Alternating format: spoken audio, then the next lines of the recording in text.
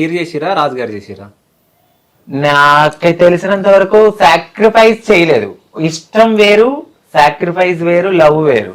ఆయన లవ్ తో కూడి నాకు లైఫ్ కావాలి. ఇప్పుడు పెళ్లి చేసుకుంటారు ఒక అమ్మాయిని, పిల్లలు పుట్టకపోతే కాదు, మీరు రాజు గారు సాక్రిఫైస్ చేశారని చెప్పొచ్చు కదా. మీరు చేయలేదు. ఎందుకు సాక్రిఫైస్ ఎందుకు చేయలేదు?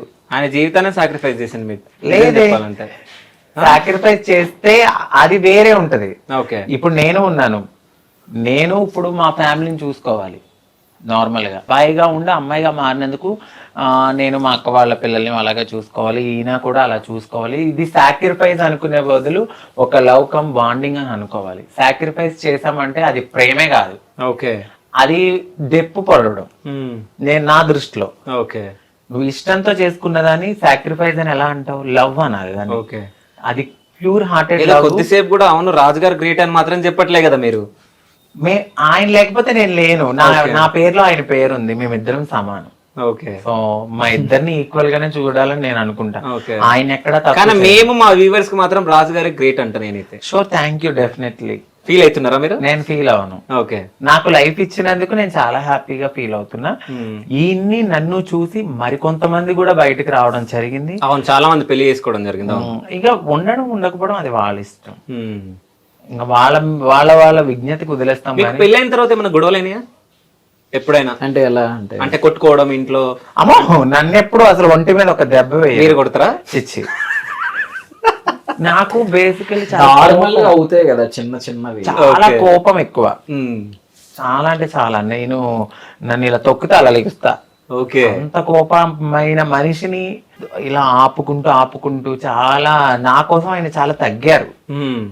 నేను అసలు అంటే అసలు ఎక్కడికో వెళ్ళిపోయాను. ఈ మధ్య నన్ను గుర్తుపట్టడంతో జనాలు అమ్మో నాకంటూ ఒక ఫేమ్ ఉంది, నేనంటూ ఒక నలుగురిలో గుర్తుపడుతున్నారు. మనతో పాటు నా బిహేవియర్ ని మొత్తాన్ని మార్చేసింది నా భర్త. చాలా మార్చేశారు నా బిహేవియర్. ఎలా మార్చాడంటే ఇక అసలు చెప్పలేము. అసలు ఒక వేలో చాలా బాగా మార్చేశారు. అయితే పెళ్లి అప్పుడు మీ ఇంట్లో ఒప్పుకోలేరు కదా? ఎవరు లేదు, లేరు అని అనలేదు, కానీ ఒప్పుకున్నారు. ఓకే, అంటే ఒప్పుకున్నారు మా వారిని. నన్ను కూడా యాక్సెప్ట్ చేశారు. వాడు ఏదైనా ఒకటి అనుకున్నాడు అంటే అమ్మ చేసుకుంటానంటాడు, చేసుకోకుండా అయితే ఉండడు. బట్ మేము ఇప్పుడున్న సిచ్యువేషన్ లో మాకు ఒక అమ్మాయి ఉంది, రాలేము, కొంతమందిని పంపిస్తున్నాము, కొన్ని రోజుల తర్వాత మనం కలుద్దాము అని అలా మాట్లాడుకుంటూ ఫోన్ లో మాట్లాడుకుంటూ జరుగుతుంది. అయితే నేను ఇంతకు ముందు వచ్చేటప్పుడు ఒక రీల్ చూడడం జరిగింది. సో మీ పెళ్లి అప్పుడు అందరు ఎల్లో కలర్ డ్రెస్ లో ఉన్నారు, నడుచుకుని వస్తుంటామా? లేదు, పక్కన అందరు ఉన్నారు, మెల్లగా నడుచుకుంటూ వస్తారు. మొత్తం చుట్టుముట్టు మీ కమ్యూనిటీ వాళ్ళు ఉన్నారు. సో తను ఒక్కనే ఉన్నాడు, చాలా ఇబ్బంది పడ్డాడు. ఆయన ఫేస్ చూస్తే అర్థమైపోయింది అక్కడ. సో అప్పుడు ఇబ్బంది పడ్డారా మీరు? ఇబ్బంది ఏం లేదు, నేను నార్మల్.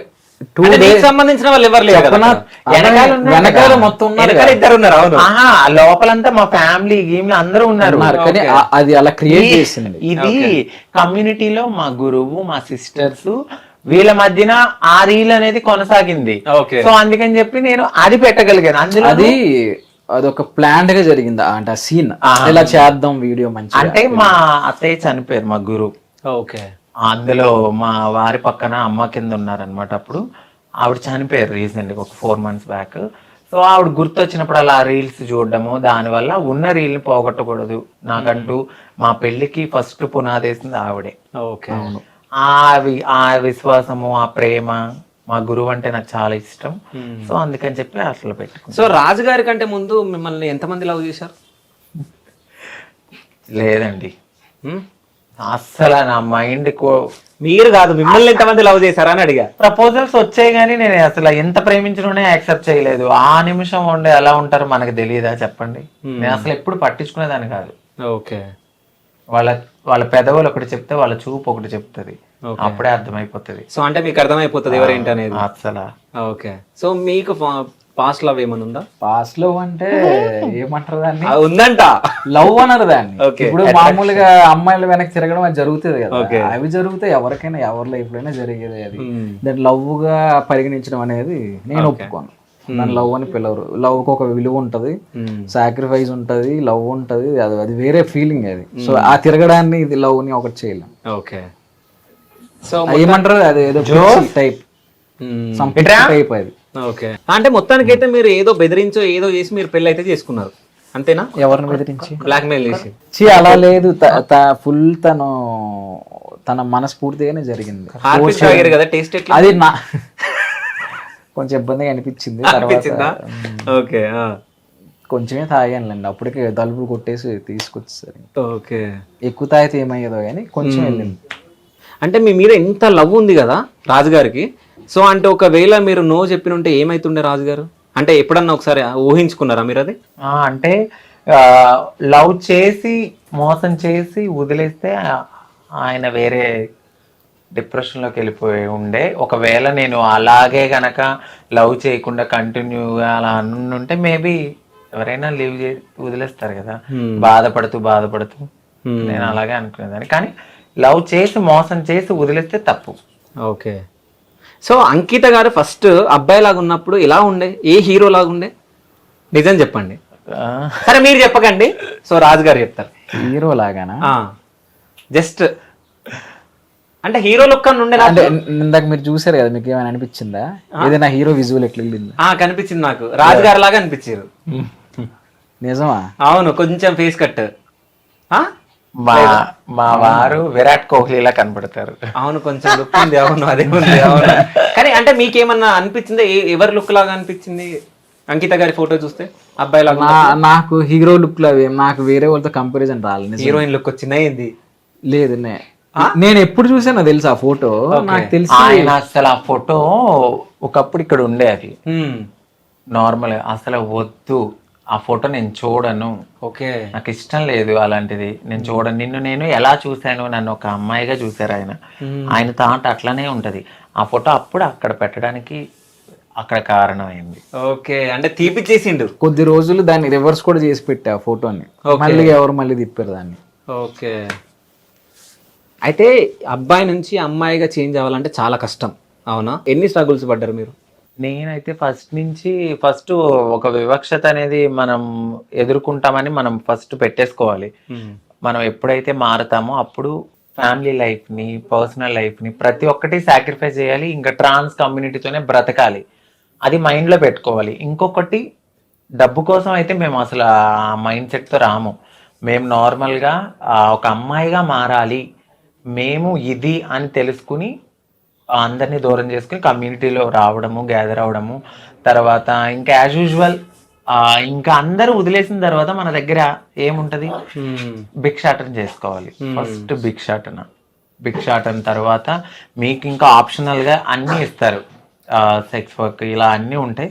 మనం తీసుకునే దాన్ని బట్టి ఉంటది. అంటే మీకు ఆప్షనల్ గా ఇస్తారా? అంటే నువ్వు అంటే ఎవరు ఫోర్స్ చేయరు నాన్న, మనకుండే వృత్తులు ఇవి, మనం ఇవి తప్ప మనం ఏమి చేయలేం, మీ ఇష్టం, మీరు చేయగలను, మీరు ఉండగలను, మేము అమ్మాయిగా మారాలి అనుకుంటే మనకి ఈ ఆప్షన్సే ఉన్నాయి.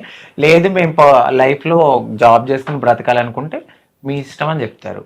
ఓకే, ఎవరికి నచ్చింది వాళ్ళు చేసుకుంటారు. నేను బెగ్గింగ్కే వెళ్ళాను. అంటే మీ దాంట్లో బెగ్గింగ్ వెళ్ళే వాళ్ళు బెగ్గింగ్కి వెళ్తారు, సెక్స్ వర్క్ వెళ్ళే వాళ్ళు సెక్స్ వర్క్ వెళ్తారు, ఇంకేముంటాయి వర్క్స్? షాప్ ఓపెనింగ్స్, ఈ 3 ఇంకేమైనా ఉంటాయా? అంతే. సో అంటే మీలో చాలా మంది ఎడ్యుకేటెడ్ పర్సన్స్ ఉన్నారు చాలా మంది కదా, సో వాళ్ళని ఎప్పుడైనా మీరు అప్రోచ్ అయినప్పుడు ఏం చెప్తారు వాళ్ళు మీకు? అంటే సెక్స్ వర్క్ అది వద్దు అని చెప్పారా? లేదు, యాక్చువల్లీ MBA అయిపోయింది కాబట్టి నాతో ఏం చెప్పారంటే, జాబ్కి నేను ట్రై చేశా ఇక్కడ గచ్చిబౌలిలో. అప్పట్లో లేడీస్కి సంబంధించి జాబ్స్ గురించి అని చెప్పి ట్రాన్స్ కూడా తీసుకున్నారంటే కొన్ని ఇంటర్వ్యూస్ అటెండ్ అయ్యాము. ఆ జీతం వచ్చి 7,000 అట్లా ఉంటది. ఆ 7,000కి నేను ఎలా బ్రతకాలి? ఇప్పుడు ఒక ఫ్యామిలీతో కలిసి ఉండే నేనైతే ఆ 7,000కి నేను బ్రతకగలను, ఆ 7,000లో నేను బ్రతకలేను. నేను ఇటు సర్జరీలు చేయించుకోవాలి, ట్రీట్మెంట్స్ తీసుకోవాలి, హార్మోన్స్ తీసుకోవాలి, థెరపీస్ తీసుకోవాలి, అన్నీ ఉంటాయి మాకు. ఇవన్నిటి మీద 7,000కి నాకు అవ్వదు కదా, రెంట్ ఎక్కడ కట్టుకోవాలి? నేను ఈ వర్షంలో వెళ్తానంటే ఆ 7,000కి ఎక్కడ రెంట్కి ఇస్తారు? ఇంక నేనేం చెయ్యాలి? ఆప్షనల్గా నాకు అవ్వద్దు, సో నేను బెగ్గింగ్కి వెళ్తాను, నేను ఎంతో కొంత తెచ్చుకుంటాను. అలా నేను బెగ్గింగ్కి అయితే మాకు ఫస్ట్ ఆఫ్ ఆల్ అన్ని డోర్లు మూసేసుకున్న తర్వాత ఈ వేనే మేము వెళ్తాం. కావాలని అయితే ఆ వేకి అసలు వెళ్ళాలనుకోం. అంటే మీరు అబ్బాయి నుంచి అమ్మాయిగా చేంజ్ అయిన తర్వాత చాలా ఇప్పుడు ఆపరేషన్ లేకుండానే మోకాళ్లకు ప్లాస్మా ట్రీట్మెంట్, మీ ఆర్థోపెడిక్ సమస్యలన్నిటికీ రోబోటిక్ టెక్నాలజీ ద్వారా తక్కువ ఖర్చుతో శాశ్వత పరిష్కారం, ఫ్రీ కన్సల్టేషన్, ప్రతి ట్రీట్మెంట్ పై 20% డిస్కౌంట్. ఈ ఆఫర్ కొద్ది రోజులు మాత్రమే, త్వరపడండి. V9 hospitals 9281465842.